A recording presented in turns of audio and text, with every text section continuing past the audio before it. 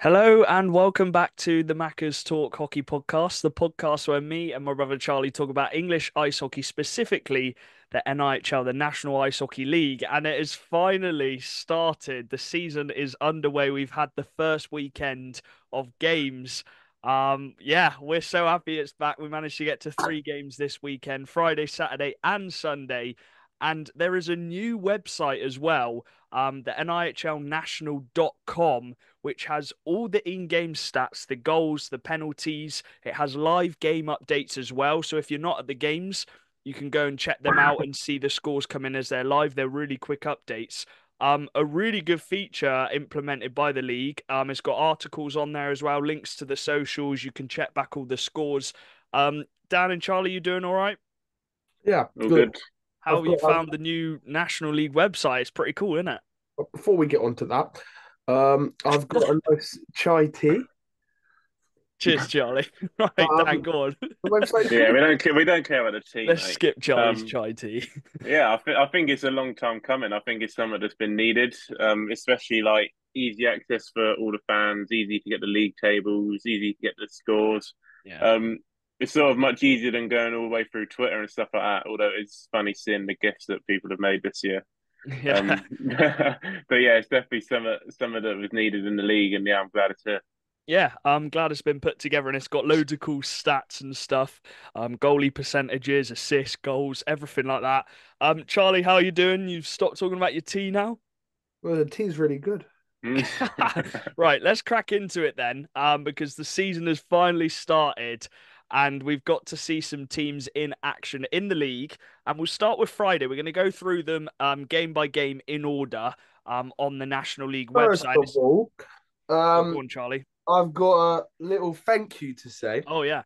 to my man Gavin. I like Gavin. Gavin's a cool, but he got me. I don't know what way the right one. No, I think that way is the right one. No, it's the other way, the other way. Oh, the other way. There we go. Yeah, That looks it does proper look round to sick. me. But yeah. So this is a Malas high light up thingy. I can change the color, but why would I go a different color? It's Toronto Gotta Maple have it red Leafs, for love Swindon. it. but Or black for the yeah. away shirt. Gavin came up to me at Romford just with this, and he was like, "Here you go, mate." I was like, "Oh, cheers, mate." And yeah, it was a really nice present. It looks really cool. If you want to know more about it, talk to Gavin. Because Gavin's the man. Yeah, so shout out to Gavin. We appreciate that. If you are just listening, basically Gavin's made him a nice like jersey kind of light up thing for his room. And he's offered to make me and Dan one as well. So we're gonna try and think of a player we'd love to have on it. But do go message him, Gavin Law on Facebook if you're interested in that. And big up Romford as well. I'm sure we'll get onto it Oh, when we get to that they are game. so cool. For the tickets. Popular as And well. yeah, just really nice guys up in Romford. But we'll start on the Friday. And the season kicked off at the Link Centre. How ideal is that? We watched the first game. Is the Swindon Wildcats against the Berkshire Bees, and the Wildcats kicked off the season with a win. And it was comfortable in the end, Dan. Obviously. It was 1-1 going into the first period, and it was a bit of a debatable goal for Swindon's end. But I do think it did just cross the line. But that's not the debatable part of it, is it? Because it originally didn't get given, did it? No, it was yeah, it was sort of mixed agreements over in the arena. Personally, I didn't think it went in from where I was at. But yeah, I don't know. I think it was a bit bad that it was sort of washed off and then given like about. Obviously, I know they have to wait until the play stops before they can make a decision and stuff like that. But I think it was a bit weird how it sort of was just washed out and then given again. Yeah, it's a tough one on the bees, but 1-1 going into the second period, and the Wildcats kind of ran away with it from there. We dominated. 6-2 in the end. Britnell, he got another couple goals. Obviously, he scored a lot of goals in pre-season. He then carried that form into the first game. Bally had a really good game. He got a 3-point night. His goal was actually a bit lucky. He shot it at right. It went all the way up in the air, probably about 5 meters, bounced back down on the line and went over. And that gave us the 3-1 lead. It was just a comfortable win, wasn't it, Charlie? I think we really controlled the tempo of the game. We had the most of the shots. Yeah, Swindon were good.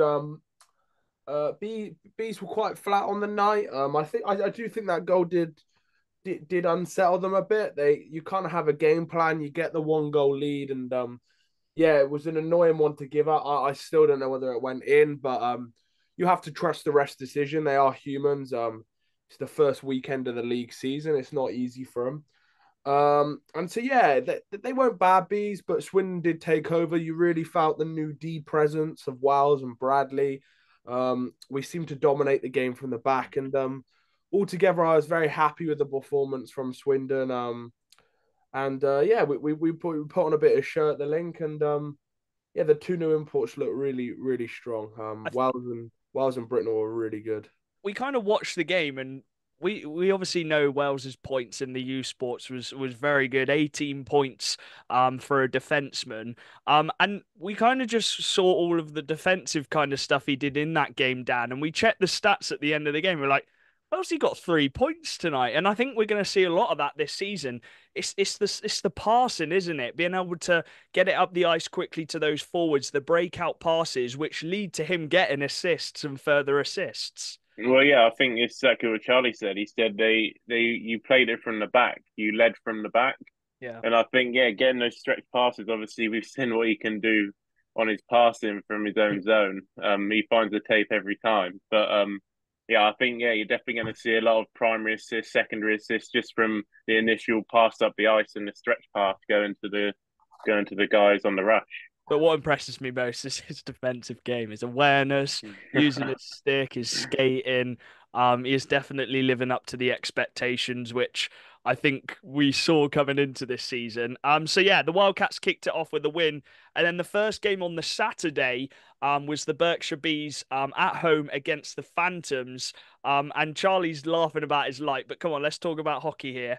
The Phantoms coming into this game, a tough one. Slava said at the end of last season how Bees is a tough place to go. They've struggled there in games. They come to this game without 5 key players: Jasper Foster, Lackinen, Duncan Spears. You're one to watch, Charlie. All with, I think, injuries, little niggles, and they still managed to get the job done, winning 2-1. And Hayden Leving, it sounds like he had a really really good game. Yeah, that game was the battle of the goalies. It was the 2 imports, and Wright had his best game in a B shirt, and Leving had a very good game in a Peterborough shirt. But yeah, they find a way. Peterborough, they probably played what was typical Slava hockey. I think we all know Slough aren't easy in their rink. They always seem to make it a scrappy, horrible game, and they kind of know the way to play in that rink because they play in it every week, and it's a much smaller middle zone rink. And yeah, it sounded like a good fight, and I believe Luke Ferraro he didn't get any points that game, so I think it was actually Thomas Palmer who was the man Yeah.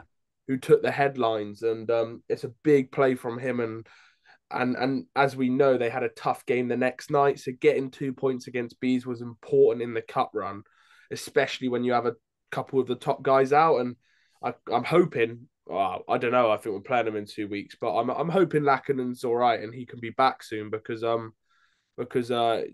they really do need Lackinen. He's a top import, and it's not nice to see a team quite depleted so early on in the year. I know. The first league game of the season, and you're missing, I think, 4 or 5 boys. Yeah, Slava said. It's not nice to see. I don't think anyone wants to see that. We want to see fully fit teams going into the year, and sounds like they've had the luck's not quite been on their side to start the year. Well, Slava said at the end of last season, hopefully this season can be a bit more generous with the injuries, and they've already got quite a few key players on those top 6 out. So, but as you said, Palmer getting 2 points on the night, a goal and an assist. Sarri getting an assist to the game-winning goal from Palmer as well. But Dan, as Charlie said, it was more of the goalies. A 96 save percentage from Leving, 28 out of 29 shots, and then Wright as well. To be fair to him, he had a lot of shots on him this weekend, and he had a 9-2 save percentage as well. So the import goalies stepping up in those tight games. Yeah, 100%. It's yeah, it's not just the teams that have to step up, but it's also obviously the goalies, and they're still getting comfortable in this league. Like they're still sort of getting into their rhythm and sort of finding their feet. So yeah, we're gonna see a lot better performances from these import goalies, I think, and I think the team in front of them just needs to step up and just sort of do their bit as well. And then I think you can get a really good double sort of double performance from both sides of the team. And yeah, I think it's going to be really key this year for those teams that do have the import goalies. Yeah, they're only going to get better, aren't they, as they get more comfortable in the league. Let's move on to a game which did have a lot of goals. It was 4-3 after the first period. I've watched back the highlights. Every single attack seemed like it was going to turn into a goal. And that is the Milton Keynes Lightning against the Romford Raiders. Probably two of the most fun teams to watch, most attacking minded teams in the league. Milton Keynes taking a 3-0 lead early on. They actually scored in 16 seconds. Me, Dan, and Charlie obviously last year had that joke where we saw a team on Twitter, they conceded in 14 seconds, and we were at the whole game, and then flipping Bartholomew scores after about 12 seconds. So it can be done, and the Lightning did that. But Charlie, the Romford Raiders, they got those two new imports in, who look very, very good, obviously, coming into the season, their stats, and that's all we could have gone off. And both of them scored on the night. Yeah, both defenses though, they're not going to be happy with conceding that many goals, are they? Oh, mate, Romford are going to score a lot and probably let quite a few in. Romford are a good team. They're fun to watch. They play high pace, high tempo hockey. And I'd probably say Romford have the best forecheck in the league. I Wow. think I think Romford are the youngest in terms of forward core. You've got no one in their top six above the age of like 27. Mm. Maybe fact check me, or even 28, 29. But even Lation Shoofout are very fit and Rapidino. So yeah, they just forecheck, and yeah, they're a really good team, Romford. And they're gonna do well this year. And then MK obviously, 27 game unbeaten streak at home last year. They know how to play on the MK ice pad. They'll open teams up, and yeah, they've conceded quite a few goals in their first two home games against Bees and Leeds. Romford. So yeah, I think they'll probably want to concede a little less goals at home. They hold high standards as they should with the roster they have. So I think they will want to concede less, but they're doing well. They're doing well. Yeah, And I think with the first weekend, Dan, I know they've let in 4 goals, but it's to a team with quite a good forward core in Romford, and you just want to get 2 points on the board. I was saying before the Swindon game on the Friday, you just want to get the win. You want to start off with a win, and as the season goes on, you can then work on your performances and kind of get the team gelling. And I think they've got a lot of new players coming in. Obviously, they've lost a couple big players as well. Christie, I think, even though on paper he might not be as good as a Spadafor, it is a big loss in the dressing room, and Spadafor's going to take time to get used to the league. And he did get quite a few penalty minutes this weekend, so I think he is going to have to get used to maybe not doing some of the stuff which he got away with in other leagues because this is the NIHL. Yeah, it's obviously, yeah, just take this weekend as sort of something you can work on it. You know what I mean? Like it's your first competitive weekend Yeah. of the season. No one should be feeling like disheartened by the performances because it was only the first weekend. Um, yeah, it's just now they can sort of look back at that weekend and be like, right, so this is what we did well, this is what we didn't do well, this is what we're going to work on for next week. And it's just, yeah, like you say, just building and building and building. You're never going to be able to build off something if you never have the starting point. So, yeah, from now on, they've got stuff to work from. And pre-season to compare to competitive league games is totally different. And when it actually means something, there's a lot more pressure on the ice and a lot more expected of you as well. So it's yeah, it's a long season, so no one should ever feel disheartened from the first weekend. Yeah. On to another game with a lot of goals. Before we get on to the one we saw, the Leeds Knights, an away game against the Solway Sharks, and they did win it with a lot of power play goals. I think it's safe to say their power play got them out of that one. Winners. They won 8-5 in the end. I've watched the highlights again, just goal fests. The attackers in this league, it just keeps getting better every season, and the defenses I think are just staying at that same level. But yeah, Charlie what? Macca's fact of the day: Oh, here we the go. Leeds Knights won 8-5, but scored 9 goals. How Oh did that yeah, happen? sorry. How did that happen? How Yeah, do you win 8-5 but score 9 goals? put one in your own net. That's Yeah, what. so if you didn't know, they are actually 3-0 up, I think. They had a delayed penalty, and Boesa flicks it back to the blue line. It goes past the D man, and it goes straight into their own goal. And I think I've seen it once. I've seen it happen once, and that was Swindon against Telford, where we accidentally put it in our own net. So that made it interesting, but I think they actually scored on the next power play, so they kind of got the goal back. But Finley Braden, Dan, we said this is a big year for him. He goes and scores a hat trick in the first game at 18 years old. Yeah, it's. I mean, one to watch. I'm not very good with one to watches, but I think I got that one bang on. At least he hasn't left yet. Um, yeah, I think it's just that third line for Leeds. I think they're just so good, and just they're going to cause so many problems for teams this year. Just look at the points that they've already produced through pre-season and through the first weekend of games. Like they're so good and just so clever at what they do. And like Charlie said a few podcasts ago, like they are third liners. They're the perfect players you want on a third line. And yeah, honestly, that third line is just going to keep growing and growing and growing. They're still so young, so it's scary for other teams to think of what they're going to be like by the end of the season, and how fast they're just going to grow and the experience they're going to get from just being on that third line as well. Yeah, well, he got 4 points on the night, and we'll talk a bit about him as well, at the end of the episode. But yeah, 5 power play goals. The first 5 goals for Leeds were power plays. So a tip to the teams around the league: don't take penalties against the Knights because you will pay. A little shout out to a Solway player. They did battle in that game. And it is Nolan Gardiner. I said before the season, the other players around him need to get their goals up. It will take the pressure off Gardiner scoring. He's come straight into the first game and scored a hat trick, Charlie. Yeah, it looks like he is gonna. Well, if he carries on like this, he's gonna break that 50 goal which he got last season. Yeah, I remember saying to you, I remember we had a conversation, and I said, you went, oh, Gardner will hit a similar amount of points, and I went, nah, he's gonna get more. And you went, what? You really? You got 50 goals? I was like, yes, he's gonna bag it. It's a lot of goals. I could see why he thought that, but Nolan Gardner, like he was a weird player because it almost took him half a season to start playing, like at the standard Gardner can play at. And then when he hit that standard, it was like every week, 2 goals, Gardner, 2 goals, Gardner, 2 goals. And if you can get a Gardner on this form the whole year, one, he probably shouldn't be in this league because he's gonna challenge every single player when it comes to goals. Like I know Svet got a lot against Bristol this week, but Gardner played against 2 good Oh, teams. Gardiner got more this weekend. This is what he does. There we go. His podcast guest, by the way. What a man. Yeah, he's on fire, man. He's on fire. And then when you've got one of the best playmakers, I haven't even seen the assist, but I can imagine Mr. John Dunbar. We've got to raise the bar, John Dunbar. I reckon he was on the end of a couple of them. But yeah, Gardner, he's like I said, he's got to step up, and he has, and as we'll go on to on the Sunday night, John Dunbar, they raised the bar so way.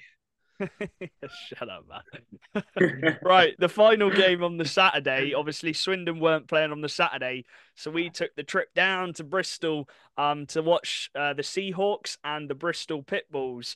And the game started off, obviously Hull dominating. You've obviously got that top line, which I think is we're going to see pop up a lot with Svek, Sobchak, and Chamberlain. And the whole Seahawks obviously scored through Svek. They then scored another through Sobchak. We knew Sobchak was going to score against Bristol because he always scores against Bristol because he used to play for him. The Bristol Pitbulls did get back into it, Dan, and it got to 3-2. And I said to you, you know what? We've got a game on our hands. We certainly didn't. The Pitbulls went and lost 11-4 to the Seahawks. The Seahawks just absolutely go into town. Svet getting 8 points. I think last year he got 9 points against Bristol in one game. 4 goals. It was just from since when Bristol scored that second goal, Hull just went, all right, we're just gonna take off now, didn't they? Yeah, when that line is properly going, just the way they pass the puck and just the way they just know where everyone is. It's like they've been playing with each other for like 10 years. They're honestly so good, and yeah, Bristol just couldn't hold them back at all. I mean, I've got to say, you got to feel bad for Napier. We we saw him on the first weekend, obviously against Swindon in pre-season, and he's a good goalie. Like he is a really good goalie, and we saw his obviously his CV coming into the league, and it's one of the best we've seen, if not the best. But when the defense in front is just leaving him out to dry, you can't do anything about it. And yeah, it's not nice to see because we know what he can do, but when you give him no chances like that, it is tough to watch. Yeah, Charlie. Obviously, we said that Bristol were just waiting for next season. I spoke highly on Bristol. I think their recruitment in terms of just a rebuild was good. They got some young, hungry players. They kept Butler, who I thought was a bright spark at the end of last season. Oh, sorry, at the start of last season. Um, they come into it. They're playing the best team, probably well, the best line in the league points wise. One of the most offensive teams.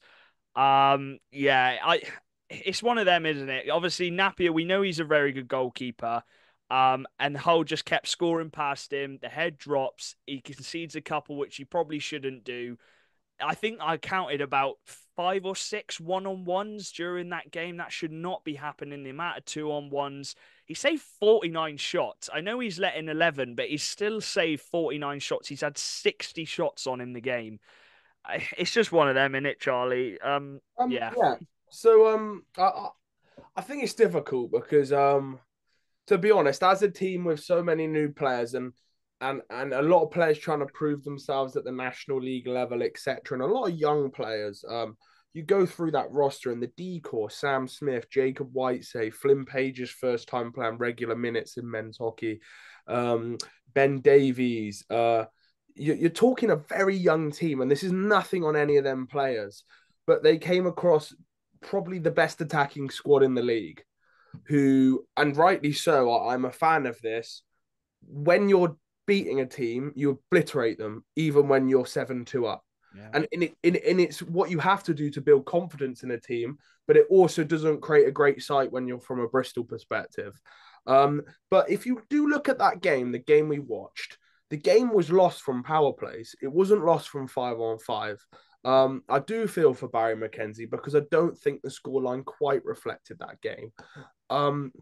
I know it sounds weird, but it probably was more of a 7-2-7. Well, no, they scored 4 goals. So it's Probably a 7-8-4 game, I'd say. 8-4 game. And that's a lot different to an 11-4 game. There was a level of competitiveness in that game. And I think for Bristol, it's about gelling as a team, growing as a team. And sadly, it doesn't get any easier for them. They got Leeds next game. But I think it is just about trying to develop. And if you are fans of Bristol, you're a young team. You're going for a rebuild. It's not going to be easy. And what you got to remember is it's not like Leeds or Hull where there's hockey players around you who can join your team. You are a place where there's never ever been hockey, really. So there's no players around the area who can play there, who can be a part of that core. So you're trying to build that core, and yeah, you could see it hurt the players. But I think get behind your team. I think there will be results to come this year. If you look at the interviews, you can clearly see Barry McKenzie cares.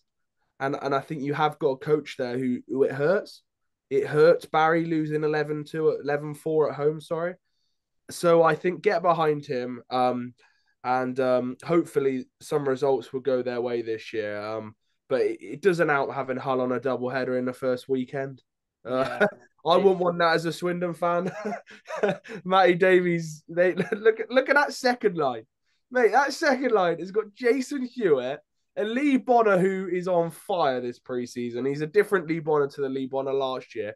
And then this Hanas guy, who's just rapid, gets in the way. He's going to be a mug, like in a lovely way. And I know that we messaged some of the Hull players. They will love that. He's just a rat. He's going to be another one of the Hull rats. And so their forward core is insane. And so it's not an easy team to play against. But I'm excited to see Bristol against teams like Bees and stuff coming up. So yeah, I'm trying not to be negative because I think it's easy to be negative. But there is definitely positives from that game, which is they scored 4 goals against the Hull team and a McLaughlin in goal. and I think they did play against the best attack in the league. So Yeah, it's talking about those positives. Bailey Harewood, we know the talent he's got. Obviously, he's been really playing with good, yeah. Cardiff in pre-season. He actually looked like one of the players who looks so ready for this season. He got a hat trick, and it was one of the best hat tricks I think I've seen. The second goal on the short-handed, pinching it away, and then taking it past McLaughlin, and then the third one, Dan. Sorry, that was the first one. The second one, getting the puck, literally taking it round, putting it in the empty net, and then the third one was a snipe. It was a very good hat trick, wasn't it? Yeah, it was really, really nice. Yeah, he is a very, very skilled player. He's a guy that's obviously looking for that shot in the elite league. He's turning heads this year. Like he's going to be going all out to turn those heads. He wants that full-time contract in Cardiff. Um, I mean, in Bristol, he is the man. Like Yeah. he's going to be loving that because in that team, he is the guy that everyone turns to, and the fans are obviously love him. The fans are all behind him, and the fact that he can put on shows like that for the fans is just going to push him on even better. He's one of those guys that sort of he pushes himself from his own performances. You know what I mean? So like if he's showing what he can do, he's just going to keep going, and he's not going to stop. And he's just on the ice. He's just so clever and just so skilled. And Yeah. yeah, he's definitely going to be a big guy this year.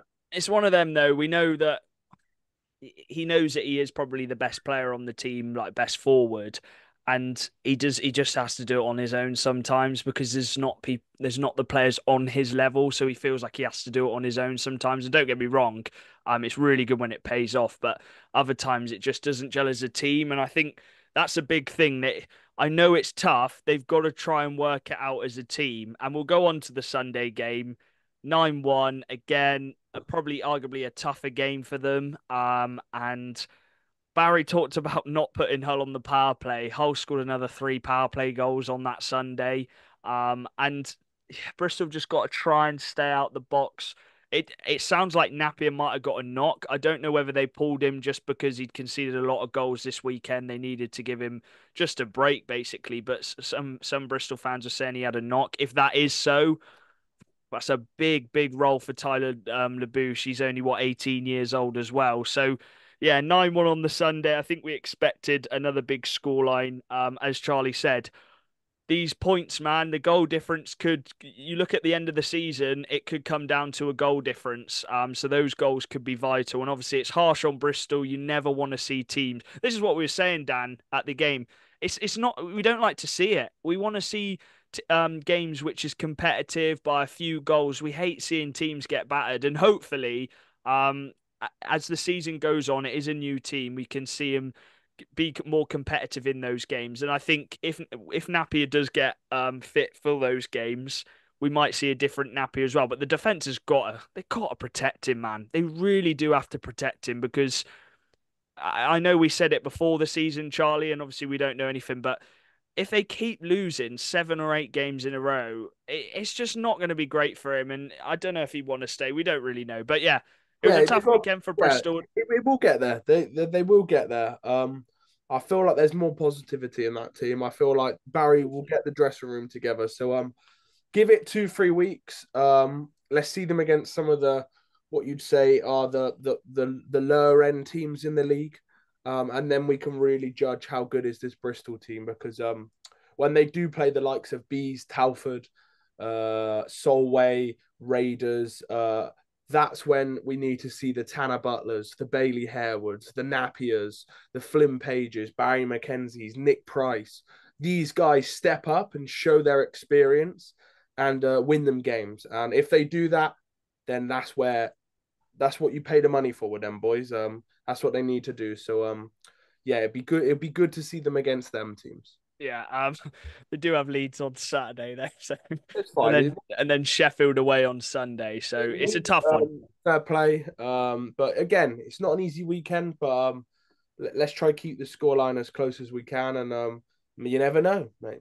You know what? Leeds have lost twice in the last 60 games to lower end teams. Maybe it'd be 3 times after Bristol on Saturday. Mate, if they do, I think they need Napier as well in that game. Right, on to the other Sunday game. And it was 7-3 to the Leeds Knights. They don't need Kieran Brown, Dan. They still scored 7 past Milton Keynes. It was a dominant performance. Matty Barron as well, getting a hat trick, a penalty shot, a really nice pass from Bissonette. Bissonette that game, Dan, was just he shows what he could do with some of these passes. I mean, yeah, I mean, his passes are unbelievable. We know what he's like. We know what he can do. He's done a lot of lovely passes against both of our teams. It's not nice when you're playing against it, but I'm sure Leeds are going to be loving it. And yeah, the fact that they did that without Brown and they still managed to get 7 goals against MK, yeah, that's quite scary. um, I think Barron really stepped up that game. He's never normally one that you sort of see getting the goals. You know what I mean? He Yeah. seems to be the guy that just sort of I don't watch Leeds every week, but he seems like the guy that just sort of skates around with a really good IQ and just sort of makes the plays with the way he like goes into the positions. Aldridge said that on the interview after, he said Matt Barron does everything else perfect, and the fact he's got 3 goals as well is just like Yeah, that's not even the best part of his game. One of them yeah. confidence So it's players, obviously they didn't have Brown, but it's like he almost sort of was like, you know what, I'm going to step into that role for this Yeah. game and just sort of I'm going to be that guy that's because he can score goals, no problem. But maybe because when you're with Brown, you don't need to be that guy. You don't need to be the guy that's going out scoring. You just need to be the guy that's setting up the plays. And the fact that he can do that just like that is so good for Leeds. And having a season of him now and then coming into his second year in England, I think you're going to see a lot of more confidence in him, and yeah, it's going to be really interesting to see how he grows with the team. As for Milton Keynes, a lot of goals conceded on the rush. 3 of them were from rebounds. The Leeds players shooting it at Headley's pads and then it being rebounded out and the player tapping it in. I think Bissonette's goal was, Braden's goal was, and Innes Gallagher. I know MK love to play this attacking style. You want your players forward, quick. You cannot give Leeds space in behind to get 3-on-2 rushes, 2-on-1 rushes. They're going to finish it off. They've got the quality in that top 6 and even the third line. I think that's where the third line succeeds the most in those 2-on-1 rushes because they're just pain in the arses in front of the net. So yeah, yeah, I think but it's a wake up call to Milton Keynes. I know MK fans were not happy after the game, because it was just similar to last season. But as we said, it's the first weekend. I think let's teams are not trying to get flip the panic comfortable. button. What? This is one thing I found. And I think we'll speak about the Swindon result in a minute, but it's the second league game of the year. You've got another 5 games against Leeds Knights to come, Milton Keynes. You only dropped 2 points. You've got a stacked roster, a couple new players which maybe haven't fired up quite as quick as maybe the Rory Herman did, but man, it's so long. Yeah. We've got 52 league games to go. Of course. But what I will say back to that, Charlie, is Leeds just are carried on just like they have last season. There hasn't really Of been any course. signs But which Leeds have that's fallen going off to a bit. happen when the only 2 players you replace is Kristanis Bukalis and I think I butchered that guy. Charlie's terrible at pronouncing names. Christianis Fugalis. And Matt Bissonette. That's going to happen when you only add 2 new players to a squad which has been with each other for most of them nearly 2 seasons now. They're going to fit straight in like that. Whereas MK got a new top line D and 2 new top 6 forwards. Harry Gulliver, who barely played with them last year, coming in. It's going to take a bit longer to click. And we know they do struggle sometimes in smaller rinks, and it's like their home record will help them. Leeds ain't going to go 54 unbeaten. And if they do, I quit. You'll shake every one of their hands, Charlie. No, I don't shake everyone's hands. No, but Yeah, it's one of them things like, yes, you lost to Leeds away, but it is also Leeds away. Yeah, I get that. Well, I'm like, there's many games to make this back, and one of them is MK at home when they play Leeds. And No, so, I see that point of view. I'm just saying you did see the difference in sides, and you can only go off what you've seen. And so far, Leeds do look again that step up above MK like they did last season. But as you said, it's first weekend. We'll see Yeah, how I'm it not. goes in the next couple of weeks. I think I'm not MK. sure when they play each other again I'll next get time. Pippin again too. Okay, well, we'll see. But I No, think I'm it's not. just dominant from Leeds. As we said, Dan, they've got Kieran Brown to come back, a 4 point weekend to start it. So yeah, very, very good weekend for Leeds. Let's get on to the game we watched then. Heartbreaking at the end. We were happy and jolly for 55 minutes of that game. And I have to say, obviously, if you don't know, Swindon Wildcats lost 3-2 in overtime. We were leading 2-0 until the 57th minute. And that's hockey. I think this is just an example of what hockey can do sometimes. You have to be in it for 60 minutes. I thought it was a very good road performance, Dan. For 55 minutes of that game, I thought we protected Mar quite well. Obviously, when we needed Mar to make the outstanding save, he did, and he made a couple of them, especially in that second period on the 5-on-3. Two very nice goals from Bradley and Bebris, jumping in on the play. And then two really late sucker punches at the end. And obviously Raiders rolled the dice. They pulled Ethan James for that extra player. They got that tip in, and I think tip-ins are so hard for goalkeepers to save. And then they got the second goal, the equalising goal off the momentum. Just talk us through how big momentum is, Dan, especially in Romford. Honestly, like that rink is, you can see why it's so tough to play in. Like, even as a fan, I felt it. Obviously, as a neutral, it's an unbelievable game to watch from my end. Obviously, for a Swindon fan, it's heartbreaking. But again, like you said, that's hockey. It's happened to everyone. Um, but as I said it to you guys, I said Rennie's had such a good game, but I think I just feel like it could take that one goal and it just rocks him a little bit because of it's been such a confident game from him. Yeah, I And don't. I disagree there. I don't think it's I on don't Rennie think Rennie was whatsoever. rocked at all. It's two tip-ins. yeah, That it's not on Rennie, but it's like, I think it's mentally, more of just a mentally. momentum for the whole team. I think you know what Romford are like in their own barn. It's flipping. Even for a fan, it's horrible. So I can't imagine what it's like for a player. Yeah, And I they know. rolled the dice. Yeah, obviously they got that goal, and you can hear the crowd. Like, Yeah. there's a timeout called. Every fan's going down to the glass with their horns. Literally, both horns going on either side. The fans are going mental. And at that point, I just felt like there was going to be another goal. Like, you just feel like there's another goal coming. And Romford did obviously, well. the Romford players are going to thrive off that as well. They're just a team that thrive off momentum, like I said as well. And as soon as they start feeling that, as soon as they get going, like they just look unstoppable.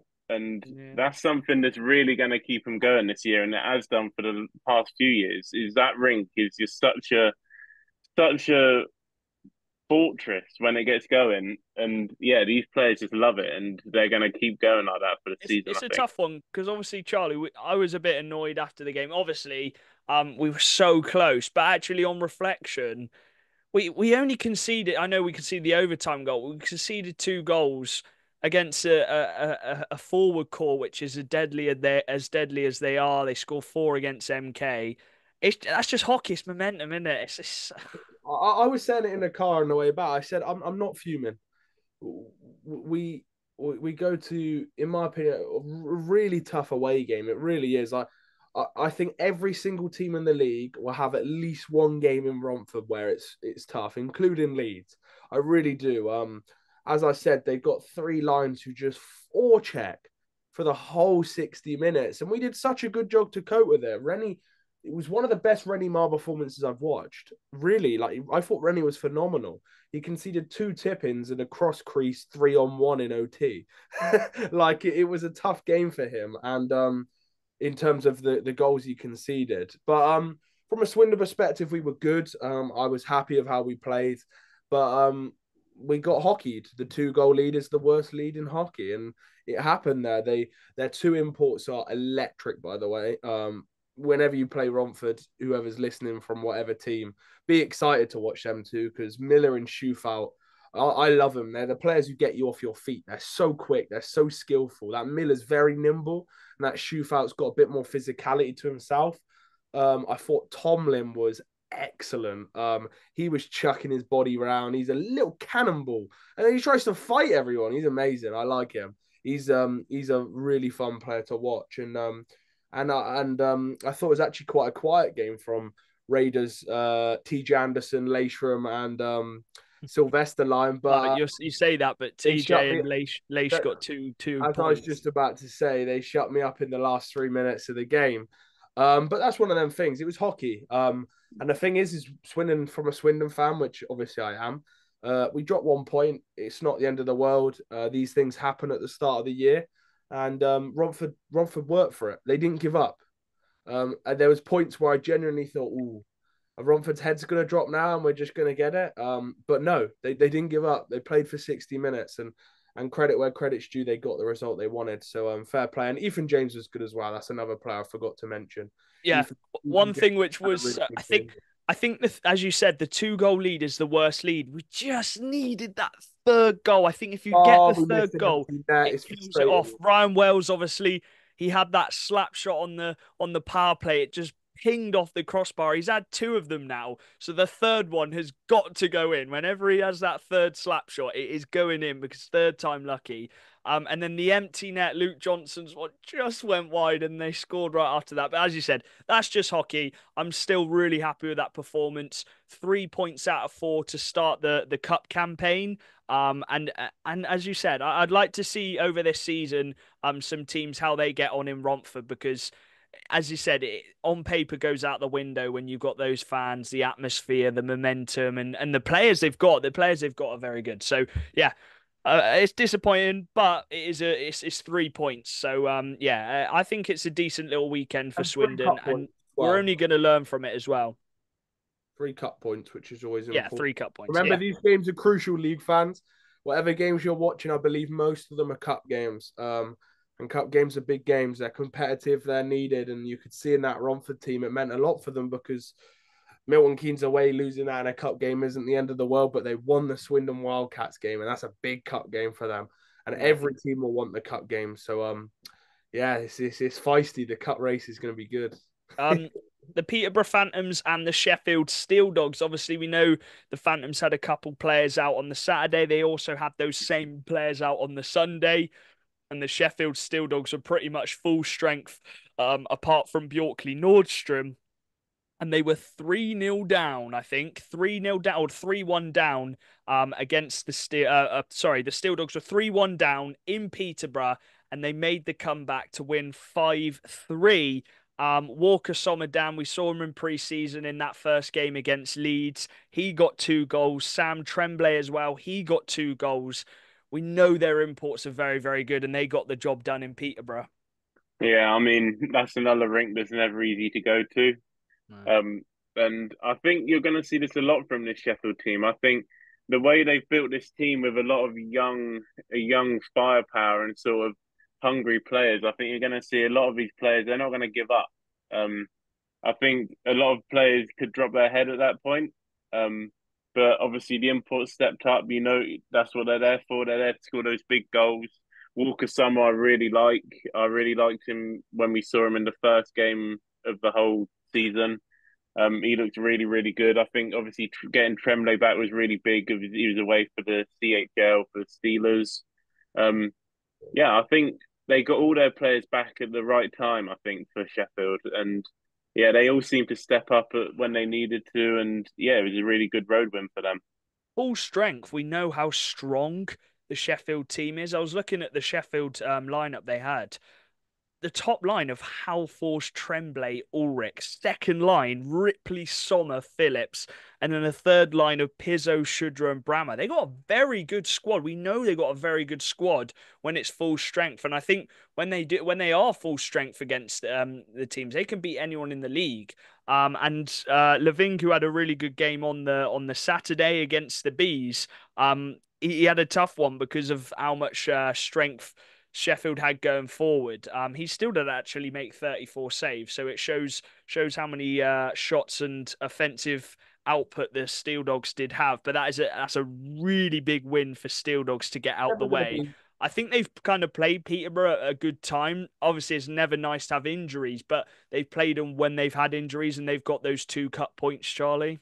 Yeah, it was the perfect time to play Peterborough, but at the same time, it's never easy to play Peterborough in Yeah, it's Peterborough. never easy. And as a franchise, getting the 2 points there in their first kind of new era league game is Yeah. huge. Just to say how it is, they got 2 points for their cup in Peterborough. That's very very good. A team like Peterborough will be one of the teams competing for them cup points. Obviously, I think we know Leeds will probably get a cup spot, but the others I think are all kind of up for grabs. We don't know who's going to take them, and getting 2 points off Peterborough and 2 points for yourself is only going to help Sheffield. So that's a huge win for them. Tremblay really showing why he was second line, top line, elite league last year. He scored 2 points. When I watched him, by the way, he reminded me of Alex Roberts. But apparently, yeah, we'll see. I can't wait to watch him again. Sommer really good. And yeah, when they're fully fit, they're lethal, man. They're lethal. It's almost like they tricked everyone last week. They're like, "Oh, we got everyone out injured. We got no squad." Peterborough, bang! Everyone's back. Welcome back, Sheffield. And yeah, they played a really good game. It was a huge win for them, and it was also another point. Really nice to see Norton win. I know at Bristol he had a tough year last year, but it's nice to see Norton getting wins. One of the best young, talented British goalies in the league. Only 20 years old. I think Dan's ones to watch.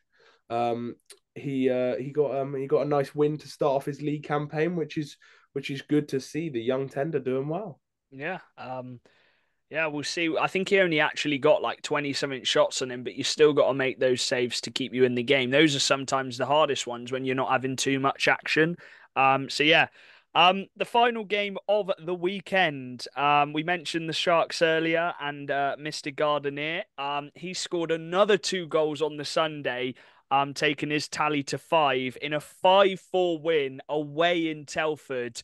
Against a team who we all predicted they'd be fighting against for that playoff spot. And I think that one was for the cup as well. So that's valuable points for the cup. And it's 2 points, which are massive in the league, Dan. And it shows they're not messing about this year. It seems like they're kind of gelling a bit more. Yeah, I mean, we spoke about it in the Solway special that they're really building that locker room and they're building that core. And the way they've recruited this year, they might not have the biggest names out there, but I think the team guys are just that's what they're going for, and they've got such good young talent that we've already spoken about. And then you've obviously got Goldenair, not Gardenair anymore. It's Goldenair. We're already calling him Goldenair. I mean, yeah, that guy's a joke, and the fact that he's doing it now, like Charlie said, is going to be so good. And Telford's another ring that's quite hard to go to. It's never easy to go to Telford and get the win. Telford are really good in their own rink, but I think Solway is going to be looking to go on a bit of a rhythm now. They're sort of get that ball rolling, just sort of keep going for it and getting that young squad hungry for the wins. They had a tough start last season. I think they were winless in their first 6 games. So the fact that they've got a win under their belt in the second game of the season, 10 goals across the weekend, I think Grubb's going to be quite happy with that. As for Telford, a tough one. Obviously, they only had 1 game this weekend. So it is tough when it's your first game. I think it's going to be a bit of a. I think you're going to have to wait a bit of time for the Telford boys to gel. You got some new players thrown in there. You got a couple new imports thrown in there as well. So yeah, it'll be interesting. I'm interested to see how Telford bounce back because I actually think they will do. They've got one of the best coaches in the league. And as Charlie mentioned earlier, it's only one weekend. It is only 1 game because they only had 1 game this weekend. So yeah, a big win for Solway. Let's move on to the stats then of the weekend because we've got the statistics on the National League website. And the top point scorers, Owen Sobchak and Svek, obviously, 10 points each this weekend. And then you got Jason Hewitt just below them. He is the top assister at the moment with 8. However, our player of the weekend, Charlie, was Mr. Finley Braden, 18 years old, getting a hat trick on the Saturday, getting a goal and 2 assists on the Sunday. I know Sobchak and Svek scored more points than him, but against what you'd say is a tougher opposition in Milton Keynes, just 18 years old, doing what he did. I think he's deserved of that Player of the Week. Yeah, you have to take into account many things when it comes to Player of the Week. It's not all about points. It's about occasions. It's about importance of games. It's about stepping up when your team needs you. And Kieran Brown wasn't here this week, but 18-year-old Finn Braden took his shoes. 4 goals, I believe he picked up. Or was it 4 goals? I don't Yeah, know. four Yeah. goals and 3 assists. Just a really good weekend from the lad, and it wasn't an easy weekend away in Solway for their home opener. Solway's home opener, that is, in the league. And he played really big part there, and a big part for Milton Keynes at home. For a young 18-year-old to step up like that in the first weekend of the season. For a team which has already got a very good top six, having your third liner score 7 points in the first weekend is scary. But it's credit where he is, and I know people on Twitter, all the people really have we've all been raving about Finn Braden for the last couple of years, and kind of been said, when's that season going to come where Finn Braden just fires up? And 7 points in 2 games. I feel like the season's coming a lot quicker. It's coming soon. Yeah, he's definitely going to be looking for that point per game this season. I did want to quickly mention, I forgot to mention Alderson. We mentioned if he can stay fit, it's a big season for him. He got 2 really big goals on the Sunday against Telford as well. He was actually a doubt whether he'd play on the Sunday, I think, but he did play. It was a game time decision. He made that trip to Telford, and it was a good job that he did because he got those 2 goals alongside Gardiner. And Gardiner is the top goal scorer at the moment, down with 5. I'm sure you're glad to hear that at the moment. Let's quickly look into next week. We won't go into every game because we're going to be doing those reviews after next week. The whole Seahawks are against the Telford Tigers, so obviously a different opposition for them. The Wildcats at home against Solway. That is a big game, I think, for the Cats, Charlie. Obviously, they want to get those 2 cup points, make it 5 out of 6 points, which I think would be quite good. As we mentioned earlier, it doesn't get any easier for the Pitbulls. Leeds Knights at home, but if they can cause a shock against them, flipping it, that would be some way to bounce back, Dan. Yeah, I mean, keep my bold prediction going, getting a win against everyone. So yeah, start that off early. That'd be really nice. The one I'm looking forward to, Milton Keynes Lightning against the Sheffield Steel Dogs. We know the offensive talent which the Steel Dogs have. I think this is a big test for the Steel Dogs, probably the biggest you can get, playing Milton Keynes in their own barn. And then Phantoms against Bees. Bees will be looking for their revenge, this time in Peterborough. This is a big one for the Phantoms. I think they need to get another win on the board there. And then looking at the Sunday, the Steel Dogs have the Pitbulls. The Sharks have the Seahawks. Again, another big test for the Sharks, obviously facing Leeds last week. This time, the Seahawks this week. It'll be interesting to see, Charlie, if that top line, I have no doubts they probably will, but probably coming up against a bit more defensively stable team. Yeah, it will be interesting. Yeah, I think Hull are going to score a lot of goals. It depends on how many they let in back. But yeah, Davy Phillips, when I Oh, watched we him, didn't even mention him, yeah. yeah, he's a mountain, guys. Yeah, welcome to the league, Davy Phillips. I'm so excited to have you. He's fun to watch when he's it's fun not to against watch Swindon. Like on when Saturday, I enjoyed watching him yeah, because he's in a his mammoth. first few shifts, Dan, he just absolutely trucks someone. Yeah, he set the tone straight away. But yeah, I mean, they're the demon that you want. Like they've had to fill in a big gap for obviously Balmer and obviously Brock as well. I think, yeah, bringing him in, I think that's what they're going to expect from him. And yeah, he's got some big defensive roles to fill. So, What? not what better guy to have it than Go on, to do Charlie. that. So sorry, yeah. The one thing I just wanted to mention is I'm really intrigued to see who wins MKV Sheffield. If I was a neutral, that'd be the game I'd go to, especially if Sheffield have every player. I think Sheffield Steelers League starts that day, so I can imagine maybe Uric won't be there, but we'll Yeah. see. We'll see. That game is whew, that really excites me. That game. It'll be interesting, actually. That is like Curling that's started. a really good test for Milton Keynes, who have just come off the back of a loss to Leeds, where their fans are a bit disappointed. I think that's a really good way to show to your fans Now we're still here. We're not giving up early. But also for Sheffield, new era, beat Milton Keynes in their own barn is one way to kick off that new era. So mate, Yeah, it'll be I interesting. don't do games of the weekend, but that is game of the weekend right there. Yeah, as I was going to say, it's interesting. Obviously, Curlin started on the Saturday last week against the Raiders. Headley started on the Sunday. I know it's against Leeds. It's a tough one. Be interesting to see who starts on that Saturday. And then Romford Raiders have got Peterborough on the Sunday. So yeah, that's another interesting one. You'd arguably say Peterborough more of a defensive team. And then you got Romford who all those attacking talent. Telford against Leeds. That's a very tough one for Telford, but that would be some way to bounce back. And then finally, but the Berkshire Bees against Swindon Wildcats, and you'd probably say that's another must-win for the Wildcats if they want to be competing at the top. So yeah, those are the games for next week. We hope you've enjoyed this episode. Hockey is back. We've still got 52 games remaining, so no overreactions, please. Yeah, Anything else to add, lads? Dan, start with you.